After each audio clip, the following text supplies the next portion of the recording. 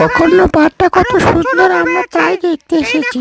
এখন দেখি গোকর্ণ পার্কের ভিতরে এমন নানা খালে ভু আছে, ফুল গাছগুলো হেব্বি সুন্দর।